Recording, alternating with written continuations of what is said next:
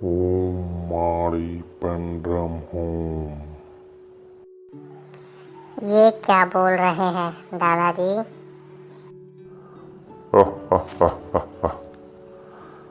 ये तो तुम बताओ मैं क्या बोल रहा हूँ।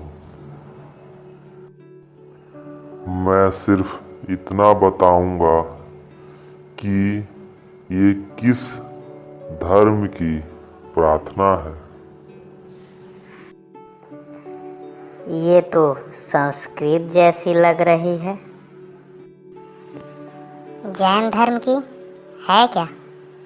क्यों सुमित?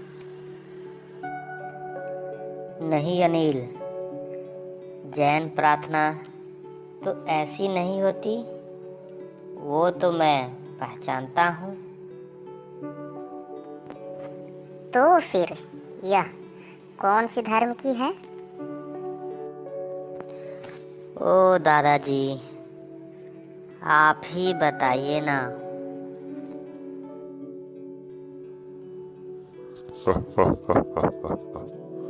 कैसी अजीब बात है कि जो धर्म भारत में जन्मा, भारत में पनपा और यहाँ से दूर दूर के देशों तक फैला, वही धर्म आज भारत में मुश्किल से पहचाना जाता है। यह धर्म भारत में ही शुरू हुआ था दादाजी? हाँ, इसी देश के महापुरुष ने इस धर्म का उपदेश दिया था। आज भी ये Sri Lanka, Tibet, Burma, cambogia, Japan, Korea, Bhutan, Thailand आदि देशों में जीवित है। आप बौद्ध धर्म की बात कर रहे हैं ना दादाजी? हाँ, ओम माड़ी पद्मम हूँ। ये बौद्ध धर्म की ही प्रार्थना है। मैं भगवान बुद्ध का सत्य, अहिंसा और प्रेम का संदेश दूर दूर तक फैलने वाले बौद्ध धर्म की ही बात कर रहा हूँ।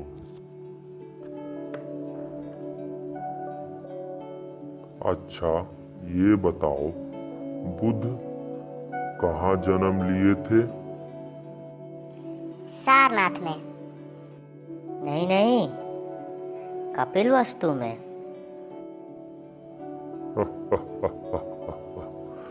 नहीं, मैं बताता हूँ।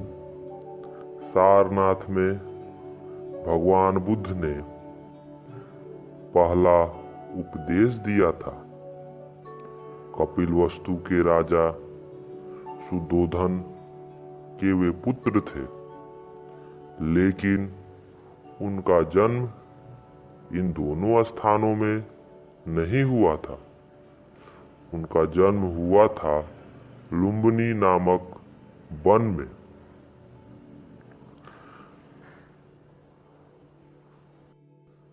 जब उनका जन्म होने वाला था, उस समय उनकी माता महामाया देवी लुम्बिनी वन में थी। इसलिए उनका जन्म राजधानी कपिलवस्तु में ना होकर लुम्बिनी वन में हुआ। अच्छा दादाजी। और उनके जन्म के 7 दिन के बाद उनकी माता महामाया का देहांत हो गया। तब से उनकी मौसी प्रजापति गौतमी ने उनका लालन पालन किया।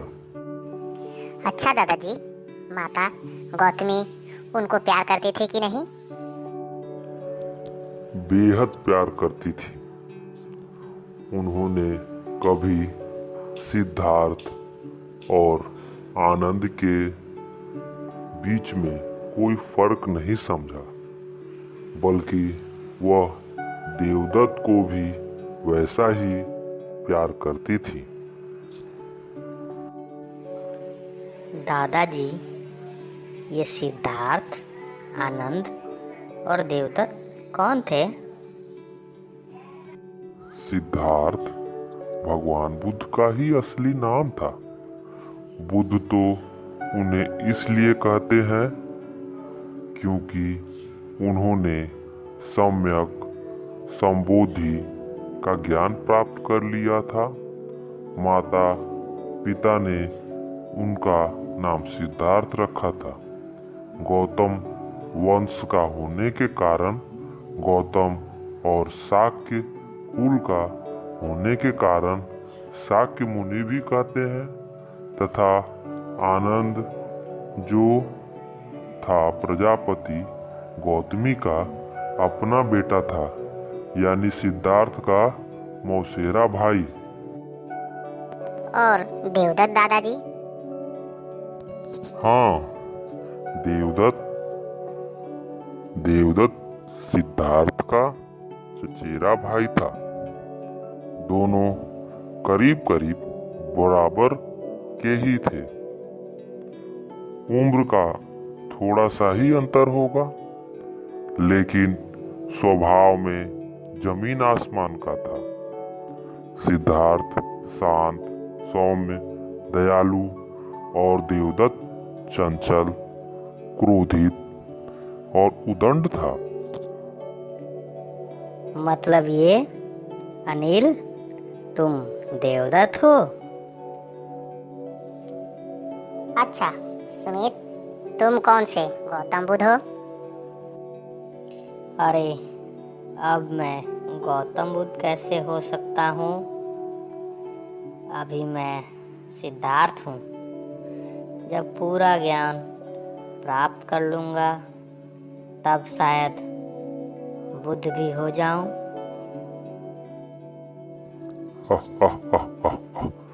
अरे अनिल भाई, झगड़ा मत करो। सिद्धार्थ की बात नहीं सुननी क्या? हाँ दादाजी, सुनाइए। सुननी है ना?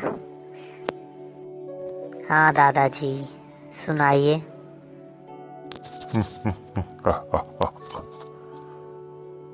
जिस तरह तुम लोग हॉकी, बैडमिंटन, फुटबॉल खेलते हो ना, उसी तरह सिद्धार्थ और देवदत्त के समय भी बच्चे शिकार खेलते थे, तीर तलवार खेलते थे, निशानेबाजी करते थे।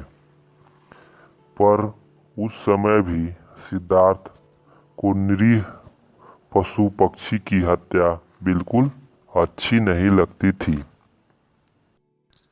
एक बार की बात है, सिद्धार्थ बगीचे में टहल रहे थे।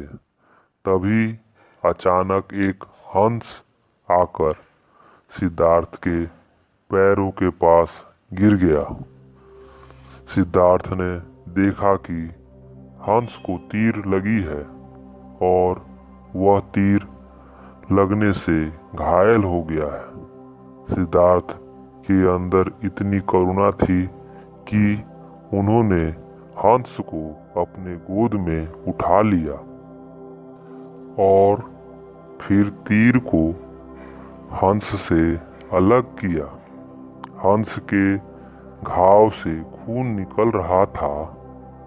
सिद्धार्थ ने उस हंस का मरहम पट्टी किया, जिससे उस हंस का खून निकलना बंद हो गया।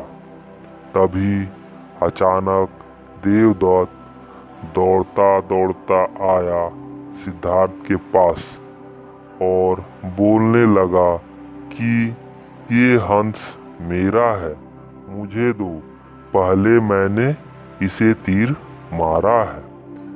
सिद्धार्थ ने देने से इनकार कर दिया। विवाद ज्यादा होने पर दोनों गणराज्य के मुखिया सुद्धोधन के पास गए और देवदत्त ने गणराज के मुखिया को पूरी बात वृत्तांत से बताई।